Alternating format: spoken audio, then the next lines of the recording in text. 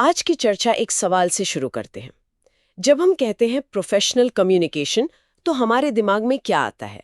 क्या इसका मतलब है भारी भरकम शब्दों का इस्तेमाल? या फिर प्रेजेंटेशन में बड़े बड़े ग्राफ दिखाना। हाँ, या एकदम सधे हुए अंदाज में ईमेल लिखना?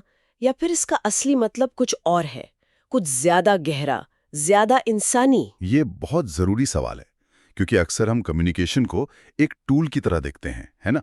बस जानकारी को एक जगह से दूसरी जगह पहुंचाने का एक जरिया। बिल्कुल।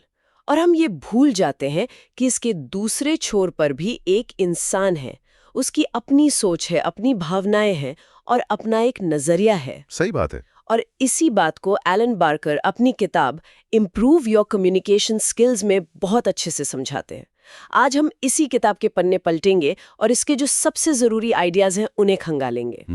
किताब का एक सेंट्रल आइडिया है कि मैनेजमेंट की असली ताकत मीटिंग्स या ईमेल में नहीं, बल्कि सीधी सादी आम बातचीत यानी कि कॉन्वर्सेशन में छिपी है। एकदम सही।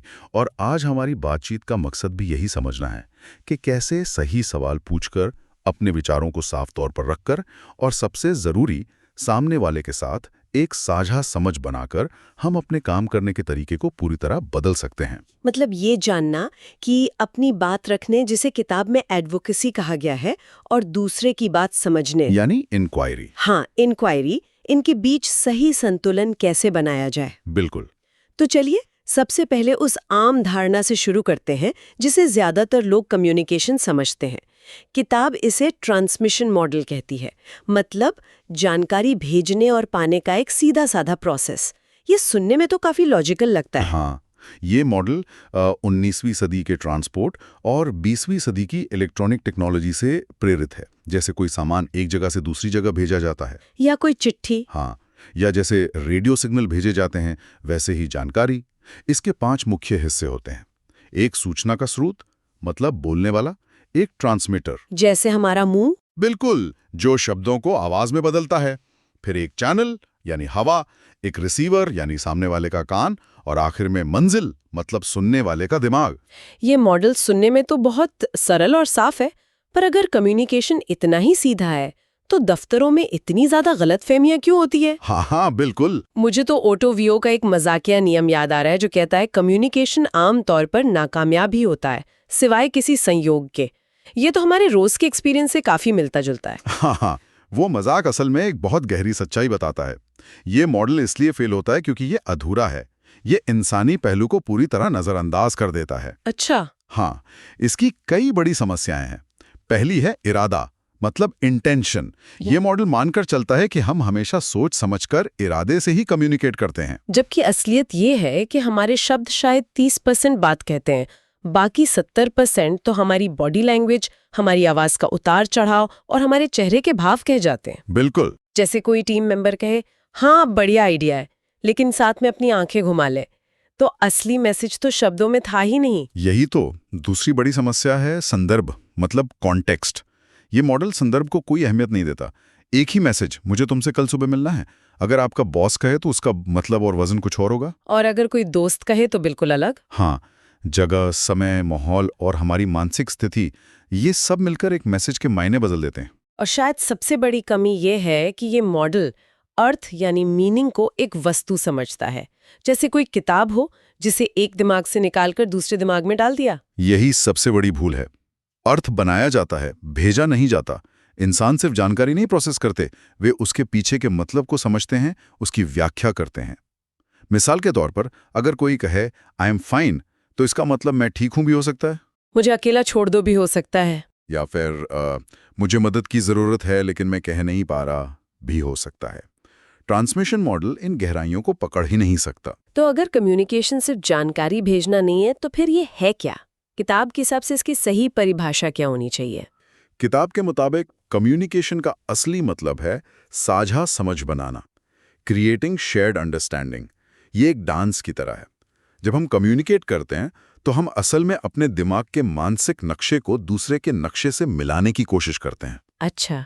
सफलता तब नहीं मिलती जब आपका मैसेज पहुंच जाए, बल्कि तब मिलती है जब हमारी आपसी समझ का दायरा बढ़ता है, जब हमारे मानसिक नक्शे एक दूसरे पर ओवरलैप करने लगते हैं। ये एक बहुत बड़ा बदलाव है सोच में। जानकारी भेजने से हटकर समझ बनाने पर फोकस करना।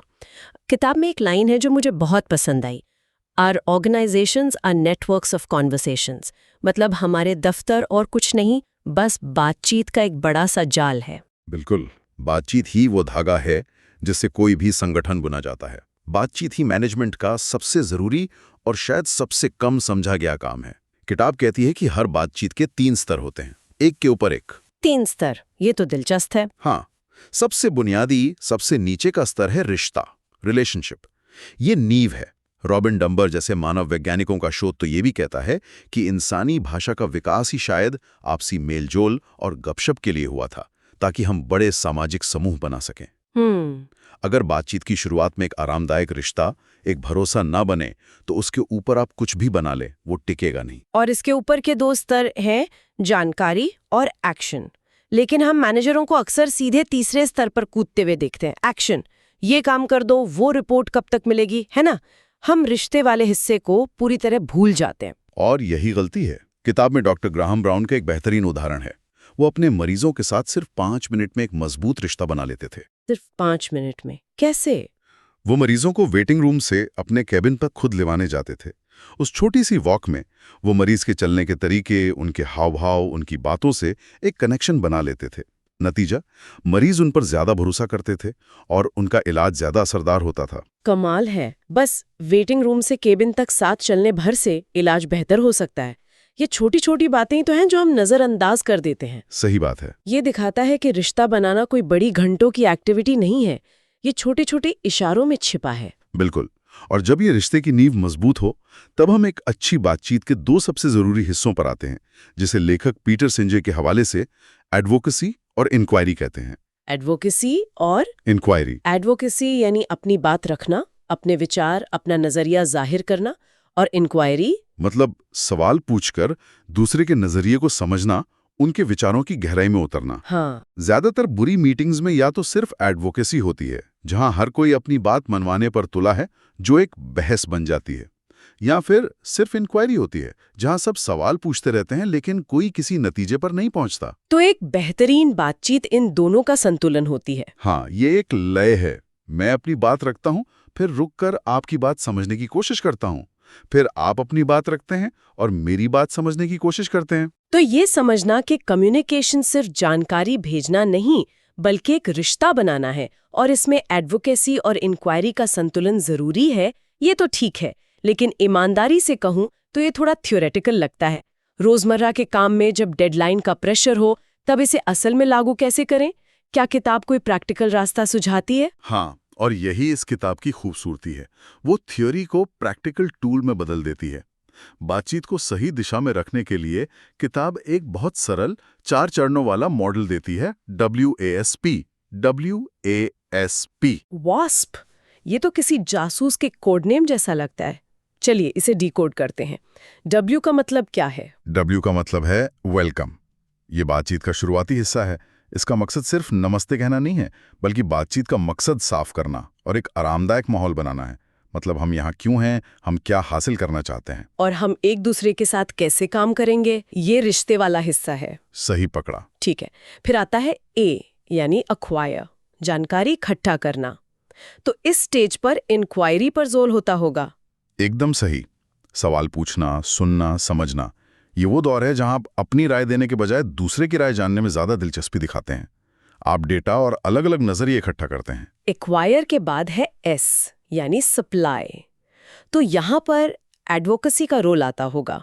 जो जानकारी मिली उसके आधार पर अपने विचार और सुझाव देना। बिल्कुल। अब तक जो भी जानकारी और विचार मिले हैं, उनको मिलाकर आप उनका मतलब निकालते हैं, यानी सेंस मेकिंग करते हैं, और फिर आगे के लिए विकल्प या समाधान पेश करते हैं। यहाँ पर आप और दूसरे लोग मिलकर सोचते हैं कि अब आगे क्या। और आखिर में P पार्ट यानी बातचीत का अंत। हाँ, लेकिन ये सिर्फ बाय बाय कहना नहीं है। ये सबसे जरूरी स्टेज है जहां आप तय करते हैं कि क्या एक्शन लिया जाएगा, कौन उस एक्शन को लेगा और कब तक पूरा करेगा। एक अच्छी बातचीत अगर बिना इस आखिरी स्टेप के खत्म हो जाए तो वो अक्सर बेकार हो जाती है, क्योंकि किसी को पता ही नहीं होता कि अब करना क्या है। ये वॉस मॉडल सुनने में तो बहुत सीधा और असरदार लग रहा है। ये बातचीत को एक ढांचा देता है, लेकिन मुझे एक और मुश्किल याद आ रही है। कई बार अच्छी भली बातचीत अचानक एक बहस में बदल जाती है। लोग अपनी बात पे अड़ जाते हैं और दूसरे की सुनना ही बंद कर देते हैं। इससे कैसे बचें? ये एक बहुत आम समस्या है और इसके लिए किताब क्रिस आर्जरीस का एक बहुत ही शक्तिशाली मॉडल बताती है, जिसे लैडर ऑफ इन्फ्रेंस कहते हैं, मतलब नतीजों पर पहुंचने की सीढ़ी। Ladder of inference. ये मॉडल समझाता है कि हमारा दिमाग कैसे बिजली की रफ्तार से हकीकत से नतीजों पर पहुंच जाता है। ये सुनने में थोड़ा जटिल लग रहा है, पर यह है बहुत आसान। सोचिए, ये एक सीढ़ी है। सबसे नीचे है हकीकत, यानी वो सब कुछ जो हो रहा है। 1, पहले पायदान पर हम उस हकीकत में से कुछ चुनिंदा डेटा चुनते हैं। 2, दूसरे पर हम उस डेटा का अपने अनुभव के आधार पर मतलब निकालते हैं। 3, तीसरे पर हम उसके आधार पर अपनी धारणाएं बना लेते हैं। 4, चौथे पर उन धारणाओं से हम नतीजे निकालते हैं। 5, पांचवें पायदान पर उन नतीजों से हमारी मान्यताएं बन जाती हैं। 6। और सबसे ऊपर हम उन मान्यताओं के आधार पर एक्शन लेते हैं। और ये सब कुछ सेकंड में हो जाता है। ये लैडर वाली बात तो चौंकाने वाली है। मतलब हम सब अपने दिमाग में एक अदृश्य जज को बिठा कर रखे हैं जो सेकंडों में फैसले सुना देता है और हमें पता भी नहीं चलता। बिल्कुल। ऑफिस की कितनी ही लड़ाइयां शायद इसी अदृश्य जज की वजह से होती होंगी। बिल्कुल। मान लीजिए आप देखते हैं कि आपका एक सहकर्मी मीटिंग के बीच में अपना फोन देख रहा है। यह है डेटा। आप तुरंत यह मतलब निकालते हैं कि वो बोर हो रहा है। आपकी धारणा बनती है कि वो काम के प्रति लापरवाह है। आपका नतीजा होता है कि उस पर भरोसा नहीं किया जा सकता और अगली बार आप उसे कोई जरूरी काम नहीं देते। आप सीढ़ी चढ़ चुके हैं। जबकि हो सकता है कि उसके घर से कोई इमरजेंसी मैसेज आया हो। तो फिर इस सीढ़ी का इस्तेमाल बहस से बचने के लिए कैसे करें? बहस तब होती है जब दो लोग अपनी अपनी सीढ़ी के सबसे ऊपरी पायदान पर खड़े होकर चिल्ला रहे होते हैं, तुम गलत हो, नहीं तुम गलत हो। हाँ, सही है। समाधान है सीढ़ी से नीचे उतरना। अपनी सोच को जाहिर करें और दूसरे को भी नीचे आने में मदद करें। आप ऐसा सवाल पूछ सकते हैं, आप ऐसा किस आधार पर कह रहे हैं? क्या आप मुझे वो डेटा बता सकते हैं जो आप देख रहे हैं? मतलब उन्हें पहले पायदान पर लाना। हाँ। या पूछें, क्या आप मुझे समझा सकते हैं कि आप इस नतीजे पर कैसे पहुंचे, या क्या हम इसे किसी और नजरिए से भी देख सकते हैं? ये सवाल बहस को एक खोजबीन वाली बातचीत में बदल देते हैं। तो ये सब घूम फिर कर फिर से इंक्वायरी पर आ जाता है। सही सवाल पूछना और सुनना। हमने सुनने की बात तो की, लेकिन क्या सिर्फ चुप रहना और सिर हिलाना ही अच्छा सुनना होता है? बिल्कुल नहीं। ये तो सुनने का दिखावा है। किताब कहती है कि अच्छी तरह सुनने का मतलब है दूसरे व्यक्ति को बेहतर ढंग से सोचने में मदद करना। जब आप किसी को सच में ध्यान से सुनते हैं तो आप उन्हें और ज्यादा समझदार बना रहे होते हैं। अच्छा, और इसके लिए क्या जरूरी है? सबसे पहली और सबसे मुश्किल चीज है ध्यान देना, पेइंग अटेंशन। इसका मतलब है अपने दिमाग में चल रही बातों को शांत करके सिर्फ और सिर्फ सामने वाले की बात सुनना। हम में से ज्यादातर लोग जवाब तैयार करने के लिए सुनते हैं, समझने के लिए नहीं। ये बात मुझे चुभ गई। ये सच है, जैसे ही कोई बोलना शुरू करता है मेरा दिमाग तुरंत अपना जवाब, अपना काउंटर आर्ग्यूमेंट्स तैयार करने लगता है। मैं असल में सुन ही नहीं रही होती, बस अपनी बारी का इंतजार कर रही होती हूँ। ये हम सबके साथ होता है। दूसरी जरूरी बात है सामने वाले को बराबर का सम्मान देना। ये नहीं सोचना कि आप उससे ज्यादा जानते हैं। और तीसरी चीज है सहजता पैदा करना, एक आरामदायक माहौल बनाना, क्योंकि हमारा दिमाग तनाव में अच्छा नहीं सोचता। ध्यान देना, बराबर समझना और सहजता पैदा करना। और इन सब के साथ सबसे जरूरी चीज है सही सवाल पूछना। ऐसे सवाल जो सामने वाले की सोच को और खोले, उसे सीमित न करें। हाँ, किताब में कुछ बेहतरीन उदाहरण है। बंद सवाल पूछने के बजाय, जैसे क्या हम बजट बढ़ा सकते हैं, आप एक खुला और कल्पनाशील सवाल पूछ सकते हैं। जैसे एक पल के लिए सोचिए, अगर बजट की कोई सीमा न हो तो हम क्या क्या कर सकते हैं? वाह, ये एक सवाल ही पूरी बातचीत का दायरा बदल देता है। ये क्या नहीं हो सकता से ध्यान हटाकर क्या हो सकता है पर ले आता है। या जैसे एक और सवाल है, अगर आप इस कंपनी के सीईओ होते तो इस समस्या को कैसे हल करते? बिल्कुल, ये सवाल लोगों को उनकी रोज की सीमाओं से बाहर निकालकर सोचने पर मजबूर करता है। और कभी-कभी सबसे अच्छा सुनना वो होता है जहां आप पूरी बात समझे बिना भी सुनते रहते हैं। मतलब आप बीच में टोककर अपनी समझ साफ करने की कोशिश नहीं करते, बल्कि सामने वाले को अपनी पूरी सोच को बिना किसी रुकावट के सामने रखने का मौका देते हैं। क्योंकि इंक्वायरी का पहला मकसद आपकी अपनी समझ बढ़ाना नहीं है, बल्कि बोलने वाले को उसकी अपनी सोच साफ करने में मदद करना है। तो आज एलन बाकर की किताब से हमने सीखा कि प्रभावशाली कम्युनिकेशन सिर्फ अच्छे शब्दों का खेल नहीं है। ये एक गहरी मानवीय प्रक्रिया है जो मशीन की तरह जानकारी भेजने पर नहीं बल्कि इंसानों की तरह साझा समझ बनाने पर आधारित है। बिल्कुल। हमने देखा कि कैसे कम्युनिकेशन का पुराना ट्रांसमिशन मॉडल अधूरा है। हमने बातचीत को बेहतर बनाने के लिए WISP जैसे प्रैक्टिकल फ्रेमवर्क को समझा। और लैडर ऑफ इन्फ्रेंस जैसे शक्तिशाली टूल के बारे में सीखा जो हमें बेवजह के झगड़ों और गलत फहमियों से बचा सकता है। सही है। और इन सब के केंद्र में है बातचीत की कला, अपनी बात को साफ गोई से रखना यानी एडवोकेसी, और दूसरे की बात को गहराई से समझना यानी इन्फ्रेंस। यही असली ताकत है। इस चर्चा को समाप्त करने के लिए एक विचार छोड़ जाते हैं। किताब में एक जगह लिखा है, जिस दिमाग में समस्या होती है उसी में समाधान भी होता है।